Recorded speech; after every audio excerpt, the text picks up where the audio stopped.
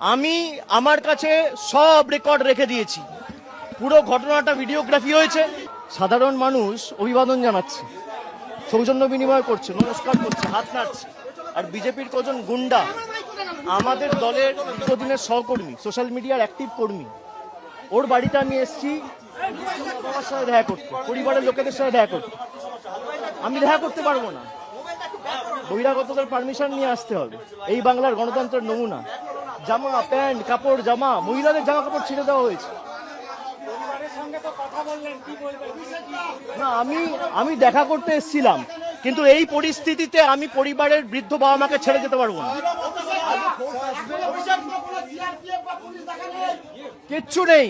এবং আমার কাছে হোয়াটসঅ্যাপ রয়েছে, হোয়াটসঅ্যাপের কমিউনিকেশনের স্ক্রিনশট রয়েছে। দেখুন, এখানে মিডিয়া রয়েছেন, তাও চাল ভাঙার চেষ্টা, ঘর ভাঙার চেষ্টা, দেওয়াল প্রায় ভেঙে দেয়, জানলা দরজা ভেঙে দেয়। আমি আমার কাছে সব রেকর্ড রেখে দিয়েছি। পুরো ঘটনাটা ভিডিওগ্রাফি হয়েছে, পুরো ঘটনাটার ভিডিওগ্রাফি হয়েছে। হোয়াটসঅ্যাপের মাধ্যমে জেলা পুলিশ সুপার, আইসি সবাইকে আগে থেকে অ্যালার্ট করা হয়েছে যে এখানে কিছু বহিরাগত লোকেরা জমায়েত করেছে, আপনারা ফোর্স পাঠান, ব্যবস্থা নিন। একজন পুলিশের প্রতিনিধি নেই, একজন। আমরা ভয় পাওয়ার লোক নই।